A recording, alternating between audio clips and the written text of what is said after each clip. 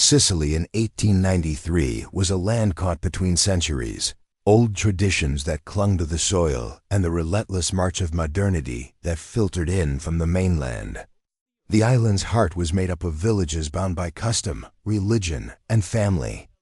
Honor, where the church bells governed daily life and marriages were not merely unions of love, but binding contracts between families.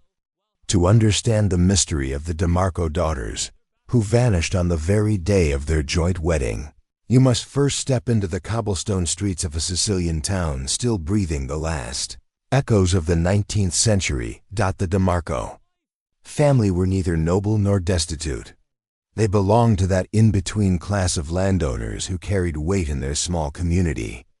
Giovanni DiMarco was respected for his vineyards, his fine olive oil, and his ability to maintain peace with neighbors in an age when feuds often stretched across generations.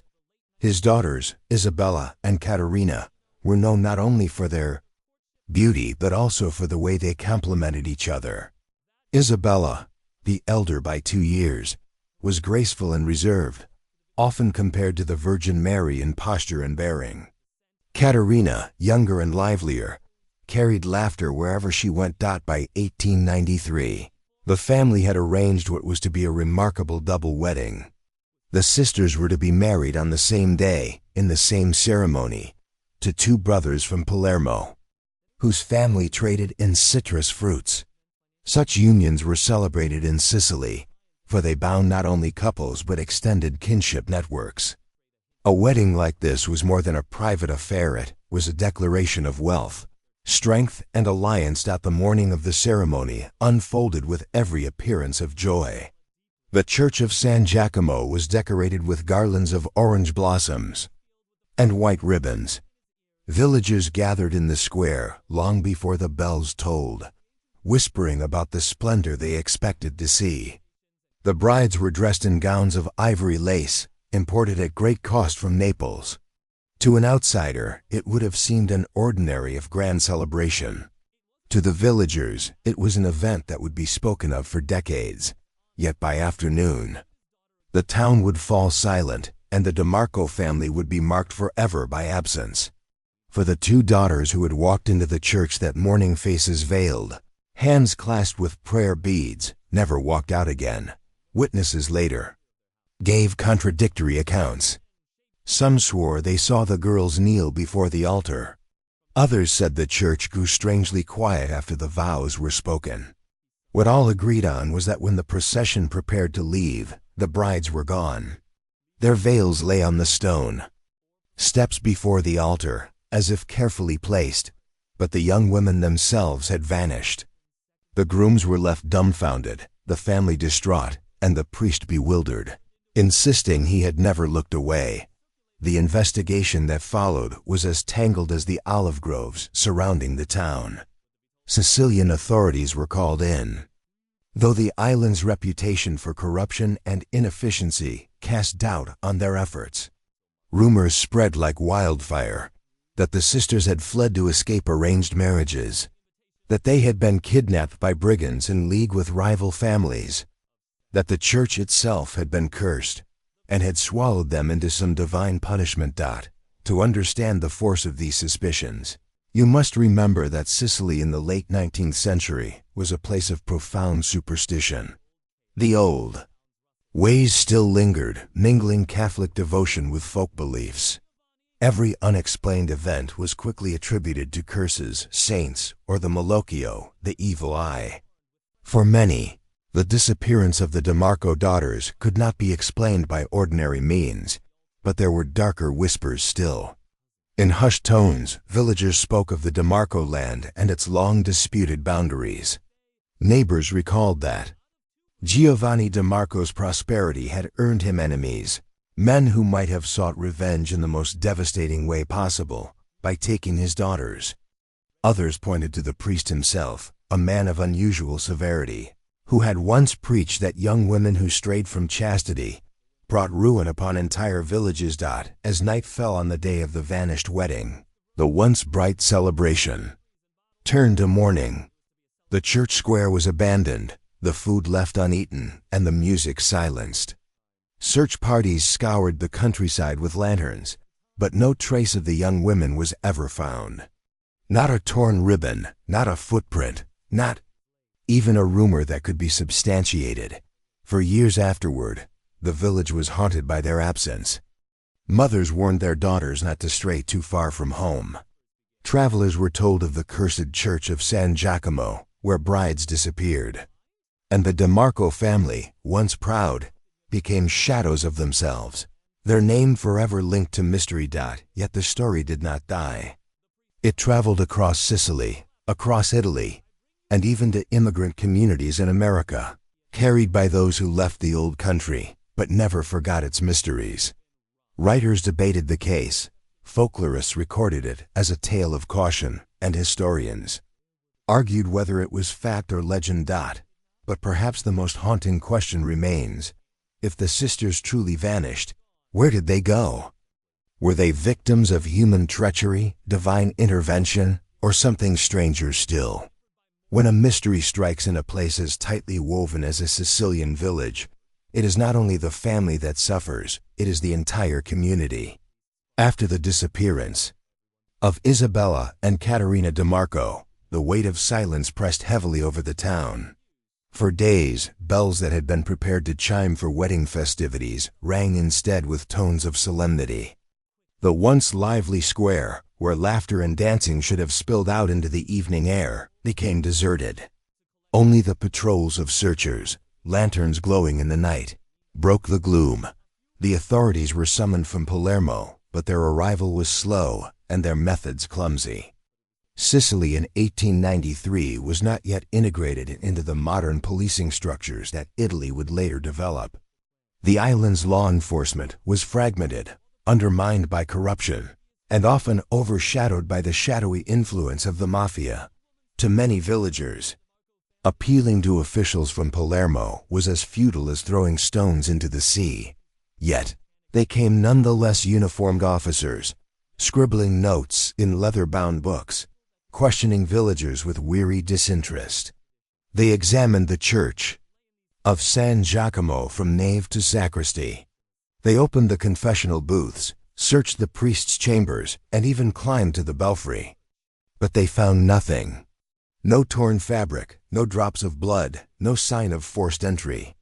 The veils of the brides, lying untouched at the altar, became the only physical evidence. In Sicilian culture of the late 19th century, honor was not just personal, it was a family's currency, its reputation, its survival. The loss of the DiMarco daughters threatened not only their father's household, but the entire extended family network. Giovanni DiMarco's enemies, if they had orchestrated this disappearance, had struck at the deepest root of his pride. Rumors began to circulate that perhaps the sisters had run away willingly. To flee a wedding was almost unthinkable, but not impossible. A woman who rejected an arranged marriage risked disgrace, but some whispered that Isabella had secretly loved another man, a farmhand from the outskirts of the village. Others claimed Caterina had been restless, unwilling to be tied down so young. The family, of course, rejected these notions outright.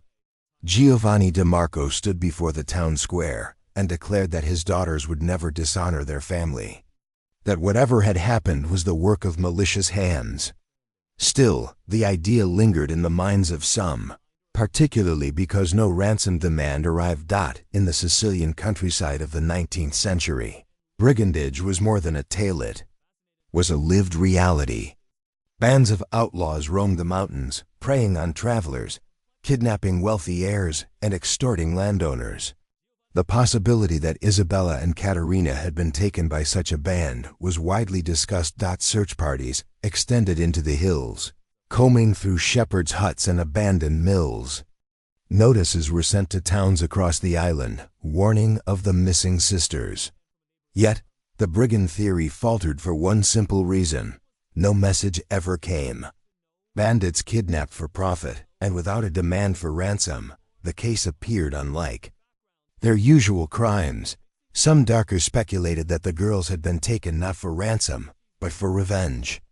Sicily was a land where family feuds could last for generations, where a dispute over land boundaries or a dishonored promise could result in bloodshed decades later.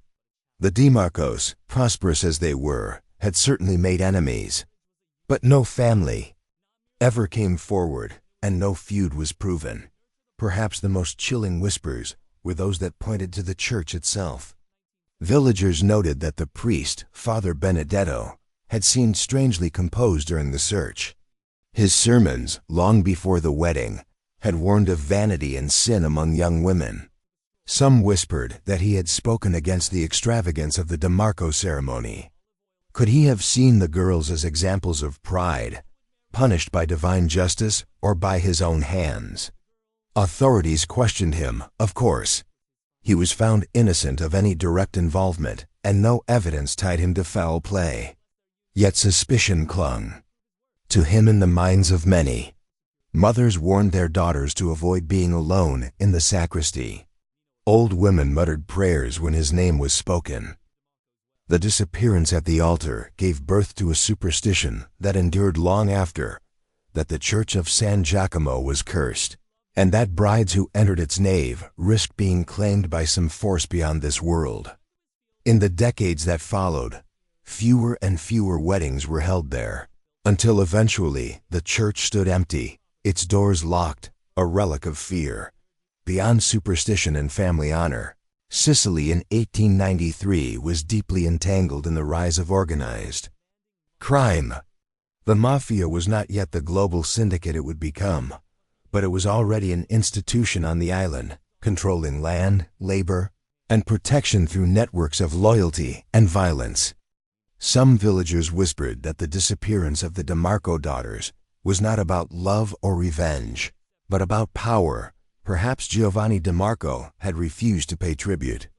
Perhaps he had resisted the encroachment of local friends of friends who sought control of his vineyards. The abduction of his daughters, never followed by ransom, could have been intended as a warning, not a crime for profit, but an act of terror to break a man's will. But here, too, no proof emerged. Giovanni, if he suspected mafia involvement, never spoke of it openly. In Sicily, to accuse such powers without absolute evidence was to sign one's own death warrant. Silence was safer. When earthly explanations failed, the villagers turned, as they often did, to the supernatural. Theories grew wild, passed from lips to ears in the dim light of taverns. Some said the brides had been taken by the Madonna herself, claimed as holy virgins before they could be joined in marriage. Others insisted that the devil had come to collect them, his bargain sealed in whispers long before the ceremony. Stories spread of ghostly figures too. Women in white seen walking among the vineyards at night. Shepherds claimed to hear faint singing on the wind, like voices carried from another world. Such tales gave the tragedy a life beyond the village, transforming it from a crime into legend. For the DiMarco family, the disappearance brought not only grief but slow destruction. The once prosperous vineyards fell into neglect. Giovanni aged rapidly, his face hollowed, his shoulders stooped. His wife took to her bed and seldom left it. The brothers from Palermo, humiliated by their abandoned wedding, withdrew their alliance. Within years, the family that had once stood at the heart of the community was broken, scattered to distant relatives or to the port cities where Sicilians departed for America. And yet, the memory of Isabella and Caterina lingered. Every festival, every procession, people recalled how the town square had once been decorated for their wedding. Every girl who reached marriage age was reminded of their story, a cautionary tale that honor and happiness were fragile, and that, even on the brightest day, shadows could fall.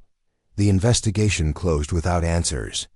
The case was marked unresolved, and the authorities turned their attention elsewhere.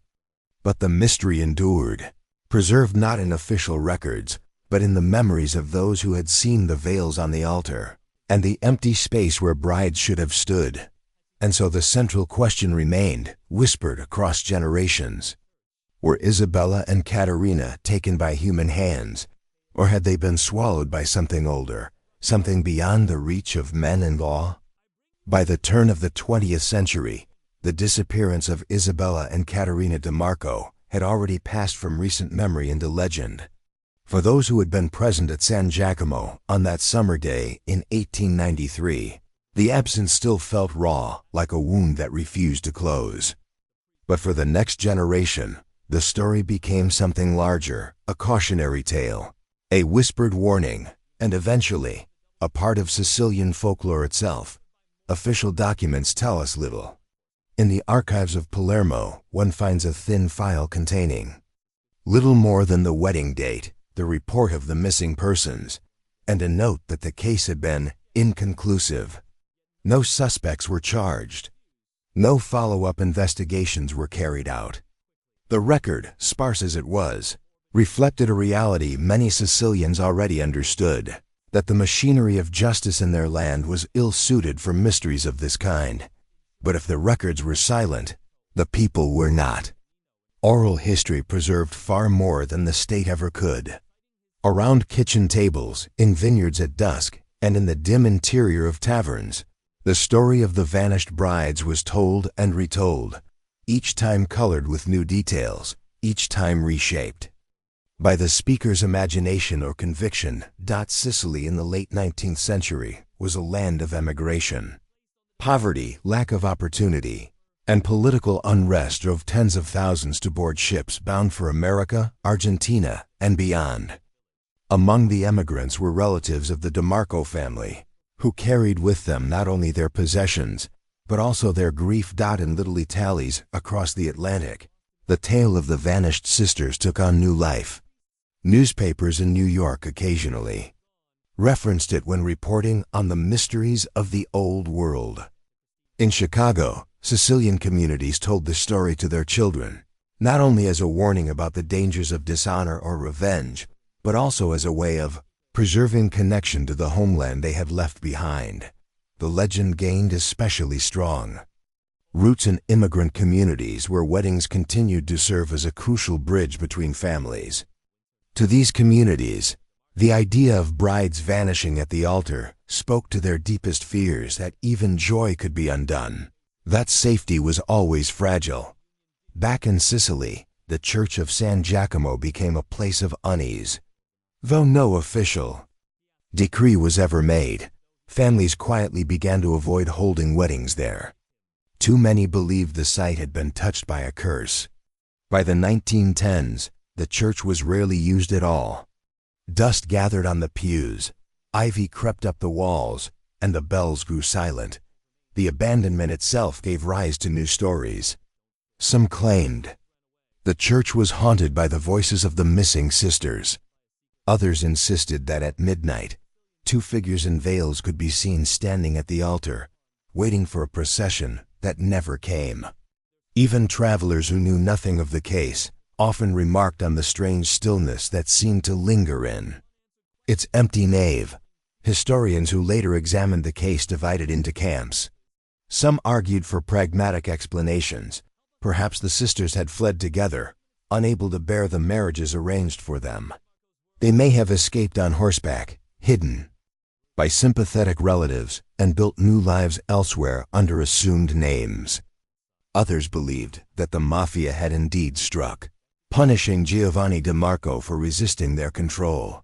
Though the lack of ransom was puzzling, anthropologists, however, were more interested in what the legend revealed about Sicilian society.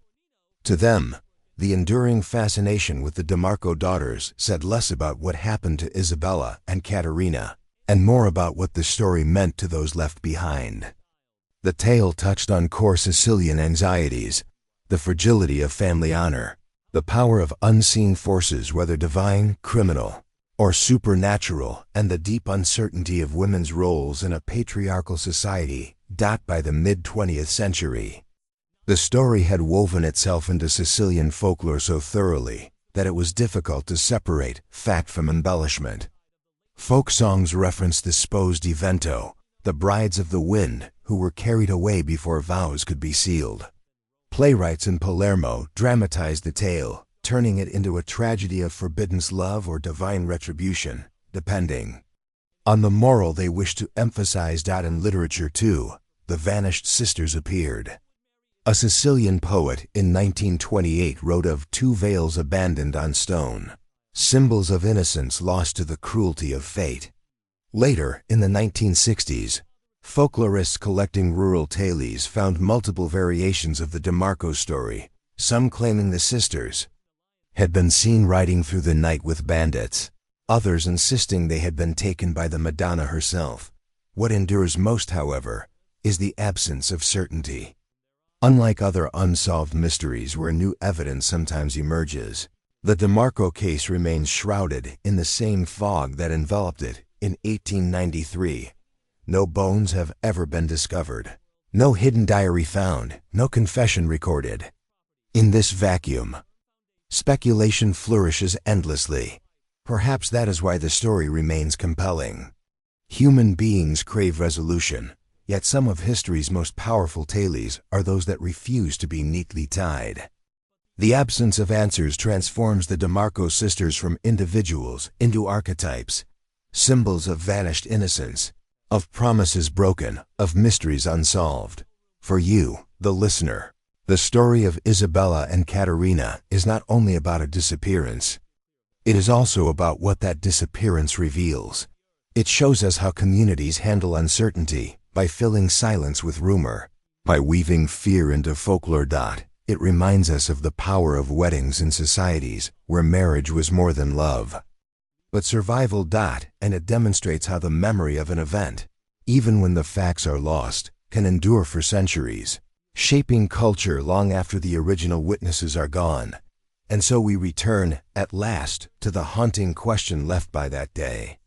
In 1893, two sisters entered the church of San Giacomo, veils trailing behind them, prayers on their lips. Two sisters never emerged. Were they taken by human hands, kidnapped, hidden, perhaps murdered? Were they swallowed by the webs of mafia power, punished for a father's defiance? Or did they, in some desperate act of defiance, choose to disappear themselves, leaving only their veils as a final gesture of freedom? Or is the truth something stranger still, something beyond the reach of history or reason? We may never know.